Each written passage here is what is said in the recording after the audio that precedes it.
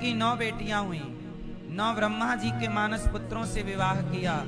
और करदम जी ने अपनी पत्नी के आगे हाथ जोड़ा, कहा देवी आज्ञा दो। पत्नी ने कहा मुझे पुत्र तो दीजिए। और पुत्र कपिल देव जी को पाकर करदम जी चले गए। देखो संसार का नियम क्या है। बेटी का विवाह करने के बाद आप, और बेटे का विवाह करने के बाद आप, जब बेटी और बेटों के विवाह से फुर्सत हो जाओ, तब पूरा समय भगवान को देना शुरू करो। अब आपका गृहस्थ पूरा हो गया। क्या पूरा हो गया? अब गृहस्थी पूरी हो गई। अब चित्त भगवान में लगाओ। अब भगवान का अधिक से अधिक चिंतन करो। अब आपका समय, अब ढलता हुआ सूरज है, लड़कपन उगता हुआ सूरज है, जवानी मध्य का सूर्य है 12 बजे का, और बुढ़ापा, बुढ़ापा क्या है? ढलता सूरज धीरे धीरे ढलता है। और एक बात समझने की है, सुबह मतलब लड़कपन, दोपहर मतलब जवानी, और शाम मतलब तो आपका बुढ़ापा आया है, मतलब बुढ़ापा नहीं आया, जिंदगी की शाम आ गई है। क्या आ गई है? अब शाम को ना लोग दिया बत्ती करते हैं। दिया बत्ती कब होती है? शाम आ गई है। अब भक्ति का दीपक जला लो, प्रेम का दीपक अब तो जला लो। अब शाम आ गई है। कभी भी अंधकार हो सकता है, अंधेरा हो सकता है, कभी भी मृत्यु। इसलिए भक्ति का दीपक जलाने का सही टाइम है ना मैया? इसलिए ज्यादा पचड़े में ना पड़ा करो, जगत के चिंतन भगवान का करते रहा करो। करदम जी चले गए। मां देवहूति ने अपने पुत्र से कहा मेरा मन बड़ा अशांत है, मैं क्या करूं? मां देवहूति को कपिल देव जी ने कहा तितिक्षवः कारुणिकाः सुहृदः सर्वदेहिनां अजात शत्रवः शांता साधवः साधुभूषणः। सहनशील बनो। आज का इंसान कमजोर है। क्या है? कमजोर है, सहन नहीं करता। जरा सा कष्ट आ जाए परेशान हो जाता है। सहन करिए, हर विपत्ति को सहिए, और हर विपत्ति को सहते हुए भी हैप्पी रहिए, खुश रहिए। क्या रहेंगे? मां देवहूति ने कहा मेरा मन बड़ा चंचल है, मैं क्या करूं? कई बार आप भी कहते हैं महाराज जी हमारा मन बड़ा परेशान है, अशांत है, क्या करूं? अच्छा, मन अशांत है तो क्या करना चाहिए? क्या करें कि मन शांत हो? आप बताओ। हैं? तो आप नाम जपते हो कितना? नियम बनाओ कि भले एक माला जपेंगे, 5 मिनट के लिए बैठेंगे, पर 5 मिनट का वो नियम ना टूटे। आप लोग नियम बनाते हो, सवेरे जल्दी उठेंगे ये नियम, माला जपेंगे ये नियम, आज से पूजा, पर आपके नियम हफ्ते भर ही चलते हैं। हफ्ते भर बाद पता ही नहीं कहां आपके नियम चले गए। सही है? एक ऐसा नियम बनाओ जो आखिरी सांस जिस दिन आपकी हो ना, उस दिन भी वो नियम फॉलो होना चाहिए। और भले वो नियम 5 मिनट का हो, घंटे भर का नहीं, 5 मिनट। कहीं भी बैठ जाओ, रेल में हो, ट्रेन में हो, ट्रेन में ही बैठ जाओ, बैठो शांत और अपना नियम 5 मिनट तुम्हें क्या करना है? संसार से संबंध तोड़कर 5 मिनट के लिए, संसार को भुलाकर 5 मिनट के लिए कुछ याद ना रहे। समस्या ये है कि जब आप 5 मिनट के लिए भी भगवान के आगे बैठते हो तो संसार चलता रहता खोपड़ी में। 1 घंटा नहीं कह रहा हूं मैं, सिर्फ 5 मिनट। जब ईश्वर के आगे आप बैठो, कुछ भी ना हो, दिमाग बिल्कुल खाली, केवल कितना भी सुख हो, देखो समय तो आपका चलता रहेगा, दिन रात की तरह है, अच्छा बुरा, आज अच्छा है कल बुरा, फिर अच्छा। आपको हर समय किसी भी परिस्थिति में किसी की मृत्यु हुई हो, जिस दिन किसी की मृत्यु हुई हो उस दिन भी वो आपके 5 मिनट का ध्यान होना चाहिए।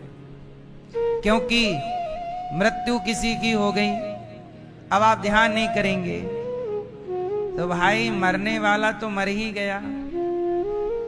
आप क्यों अपना नियम तोड़ रहे हो? नियम ना तोड़ो।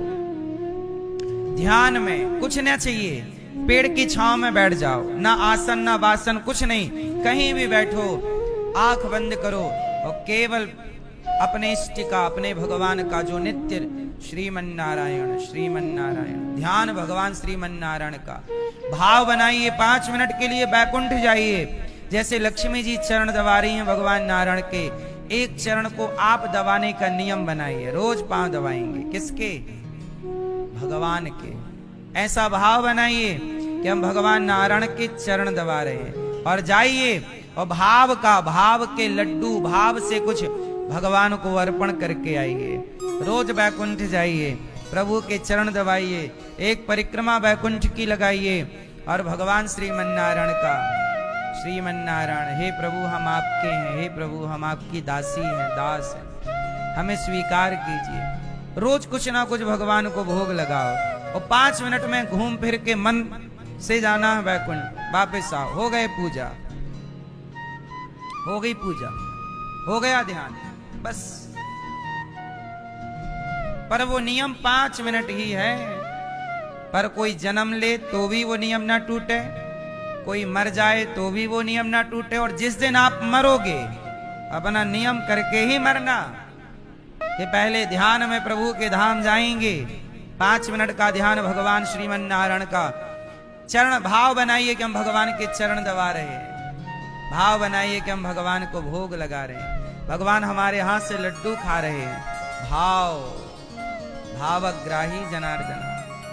श्री हरिदास जी का नाम सुना है, जिन्होंने बिहारी जी को प्रकट किया है। हरिदास जी के पास कलकत्ता के एक बहुत बड़े सेठ आए। भैया हो गया मोबाइल का काम? नहीं, सुनो। हरिदास जी, एक दिन क्या हुआ, भगवान श्री, अच्छा वो प्रियतम का ध्यान करते थे हरिदास जी। भगवान बिहारी जी का बाल रूप का, राधा रानी और श्याम सुंदर के ध्यान में हरिदास जी खोए हुए थे, डूबे हुए थे कि तभी कलकत्ता के उनके कोई बहुत बड़े भक्त आए और उनका इत्र का कारोबार था। बहुत महंगा वाला इत्र लाए और हरिदास जी ध्यान में थे तो उनके अंदर मानसिक पूजा चल रही थी। ध्यान में क्या चल रहा था? ध्यान में मानसिक पूजा। और मानसिक पूजा में वो क्या कर रहे थे? वो देख रहे थे कि श्याम सुंदर ने राधा रानी के ऊपर पिचकारी में रंग भरा और राधा रानी के ऊपर डाल दिया। ये सब कहां देख रहे हैं? जोर से।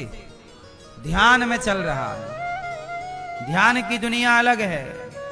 आप लोग कहते ना मेडिटेशन, मेडिटेशन बहुत छोटी सी चीज है, उसका कोई अस्तित्व अर्थ नहीं है। लोग कराते हैं मेडिटेशन, खुद तो ध्यान तक पहुंच ही नहीं पाते, आपको कैसे पहुंचाएंगे? इसलिए हमारे सनातन की परंपरा है ध्यान। ध्यान, धारणा, समाधि, अष्टांग योग है। यम, नियम, आसन, प्राणायाम, प्रत्याहार, ध्यान, धारणा, समाधि, तो उसमें से एक है ध्यान। तो ध्यान कैसे? अच्छा, ध्यान कैसे करना है मैं आपको एक उदाहरण से समझाता हूं, फिर 2 मिनट का आपको ध्यान भी करा सकता हूं। सुनो। जैसे मां, मैया, जब आप भोजन बनाती हो या काम करती हो तो जो आपका छोटा सा बच्चा है पालने में है, छोटा सा। काम करते समय आपको बच्चे का ध्यान रहता है कि नहीं? हाँ या ना? काम कर रहे हैं पर ध्यान किसका है? आपका बच्चा थोड़ा बड़ा हुआ और पढ़ने के लिए बाहर शहर चला गया, आप भोजन बनाती हो पर ध्यान भोजन बनाते में किसका चल रहा है? खाया होगा कि नहीं, नाश्ता किया होगा कि नहीं? बोलो हाँ। जैसे एक मां सारे काम को करते हुए ध्यान भगवान का करती रहती है, ऐसे भक्त को चाहिए कि वो काम सारे करे संसार के, पर ध्यान भगवान का करता रहे। चिंतन वैसे ही हरिदास जी बैठे ध्यान कर रहे थे। कलकत्ता के उनके कोई भक्त आए, इत्र का काम था, महंगा इत्र लाए और उन्होंने हरिदास जी के बगल में इत्र रख दिया और वो ध्यान कर रहे थे। तो श्याम सुंदर पिचकारी में रंग भर के राधा रानी के ऊपर डाले। अब राधा रानी के पास वहां रंग गुलाल नहीं था, पिचकारी बस थी, तो खाली क्या करें। तो हरिदास जी ने क्या किया, वो जो इत्र था, वो इत्र भाव ऐसा था कि मैं राधा रानी को क्या दे रहा हूं, इत्र। तो पूरा इत्र का ढक्कन खोले और पूरा इत्र राधा रानी की पिचकारी में भर दिया। लेकिन वो वहां बैठा जो उनका भक्त था जिसने इत्र दिया, उसने क्या देखा कि वो सारा इत्र वहीं जमीन पे गिर गया। इत्र कहां गिरा? जमीन में। ऐसा दिखाई पड़ा, पर वास्तविक में भाव से उन्होंने वो इत्र किसे दिया?